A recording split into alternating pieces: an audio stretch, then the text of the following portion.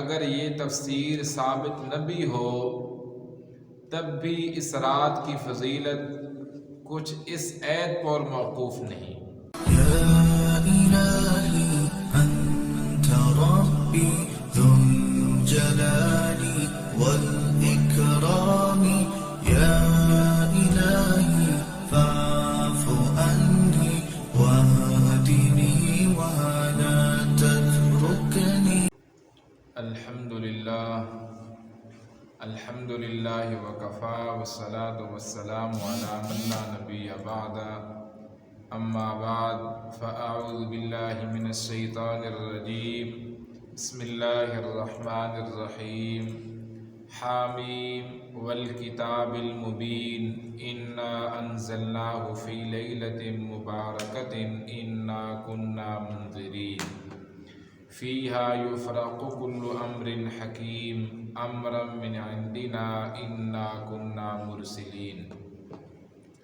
قال اللہ تعالی فی القرآن المجید والفرقان الحمید،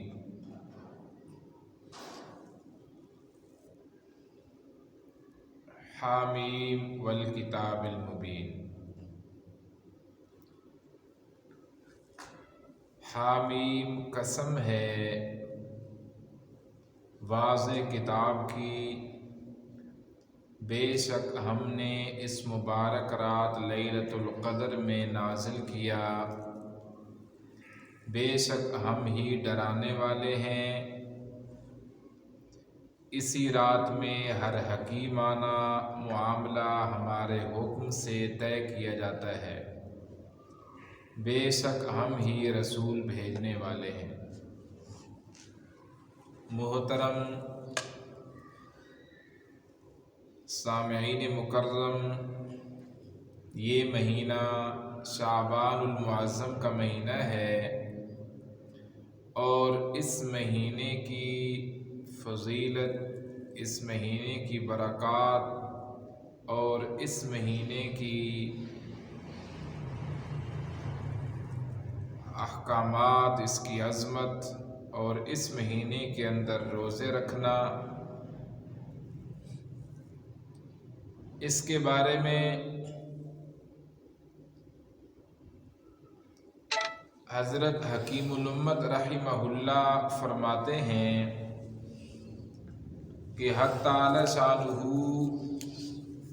ارشاد فرماتے ہیں کہ ہم نے اس کتاب کو برکت والی رات میں نازل کیا۔ ایک قول کے مطابق اس کی تفسیر 15ویں شعبان کی رات ہے، لیکن اگر یہ تفسیر ثابت نہ بھی ہو تب بھی اس رات کی فضیلت کچھ اس عید پر موقوف نہیں۔ احادیث مبارکہ سے بھی اس کی فضیلت ثابت ہے۔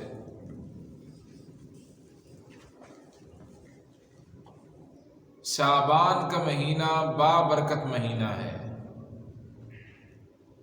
اور پھر آقا نامدار امام الانبیاء خاتم النبیین حضرت محمد مصطفیٰ صلی اللہ علیہ وسلم فرماتے ہیں، عن انس رضی اللہ تعالی عنہ قال کان رسول اللہ صلی اللہ علیہ وسلم اذا دخل رجب قال اللہم بارک لنا فی رجب و شعبان وبلغنا رمضان۔ حضرت انس رضی اللہ تعالی عنہ سے روایت ہے کہ جب رجب کا مہینہ شروع ہوتا تو سرکار دو عالم صلی اللہ علیہ وسلم یہ دعا فرمایا کرتے تھے، اللہم بارک لنا فی رجب و شعبان وبلغنا رمضان، کہ اے اللہ ہمارے لیے رجب اور شعبان کے مہینوں میں برکت عطا فرما اور ہمیں رمضان کے مہینے تک پہنچا دیجیے، یعنی ان مہینوں میں ہماری اطاعت و عبادت میں برکت عطا فرما اور ہماری عمر کو لمبی کر کے رمضان تک پہنچا، تاکہ رمضان کے اعمال، روزہ، تراویح وغیرہ کی سعادت حاصل کریں۔ اس حدیث شریف سے معلوم ہوا کہ حضور سرور دو عالم صلی اللہ علیہ وسلم رجب اور شعبان کے مہینوں میں برکت ہونے کی دعا فرمائی ہے۔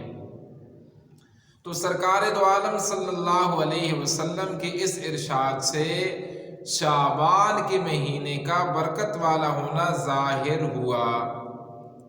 اسی طرح ایک روایت کے اندر امام الانبیاء سرکار مدینہ حضرت محمد مصطفیٰ صلی اللہ علیہ وسلم کی یہ الفاظ منقول ہیں، فرمایا شہر رمضان شہر اللہ، شہر رمضان شہر اللہ و شہر شعبان شہری، شعبان المطہر و رمضان المکفر، کنز الامال۔ فرمایا رمضان مبارک کا مہینہ اللہ جل جلالہ کا مہینہ ہے، اور شعبان کا مہینہ میرا مہینہ ہے۔ شعبان پاک کرنے والا ہے اور رمضان گناہوں کو معاف کرنے والا ہے۔ شعبان کے مہینے کی نسبت حضرت محمد صلی اللہ علیہ وسلم نے اپنی طرف، اور رمضان المبارک کے مہینے کی نسبت اللہ سبحانہ نے اپنی طرف فرمائی۔ اور یہ ظاہر ہے کہ ہر چیز کو اس کی نسبت کی وجہ سے مقام، اس کی عظمت، اس کی رفعت اور اس کو مرتبہ حاصل ہوتا ہے۔ اب شعبان کے اعمال مسنون اور مستحب ہیں، مثلا اس مہینے میں روزے رکھنا اور شب برات کی عبادت کرنا وغیرہ، اور سنت کی نسبت حضور سرور دو عالم صلی اللہ علیہ وسلم کی طرف ہوتی ہے، اور رمضان کے روزے فرض ہیں، اور فرض کی نسبت اللہ جل جلالہ کی طرف ہوا کرتی ہے۔ شعبان میں حضور صلی اللہ علیہ وسلم کے نقش قدم پر چلتے ہوئے توبہ اور نیک اعمال کے ذریعے سے ایک مسلمان گناہوں سے پاک ہو کر رمضان المبارک کی تیاری کرتا ہے، اور پھر رمضان المبارک میں روزوں اور اللہ سبحانہ کے دوسرے احکام کے ذریعے گناہوں کا کفارہ کر لیتا ہے۔ شعبان کے مہینے کو اللہ سبحانہ نے بہت فضیلت اور اہمیت عطا فرمائی ہے۔ کسی بھی مہینے میں فضیلت حاصل کرنے کی اصل وجہ اللہ جل جلالہ کی خاص تجلیات کا اس میں نازل ہونا ہے، لیکن بعض دوسری وجوہات بھی ثانوی درجہ میں فضیلت کا سبب بن جاتی ہیں۔ اللہ جل جلالہ عم نوالہ نے شعبان المعظم کو بڑی فضیلت عطا فرمائی ہے، اس کی بڑی عظمت عطا کی ہے اس کو۔ تو اسی وجہ سے حضور صلی اللہ علیہ وسلم نے اس مہینہ میں برکت کی دعا فرمائی، اور آپ صلی اللہ علیہ وسلم اس مہینہ میں کثرت سے روزہ رکھا کرتے تھے، اور اس مہینے کی چاند کی تاریخوں کا بہت زیادہ اہتمام فرماتے تھے۔ یہ وہ مہینہ ہے جس میں بندوں کے اعمال اللہ جل جلالہ عم نوالہ کی بارگاہ میں پیش کیے جاتے ہیں، اور یہ مہینہ رمضان سے متصل اور قریب ہے، یعنی اس مہینے کے ختم ہونے پر رمضان المبارک کا بابرکت مہینہ شروع ہو جاتا ہے۔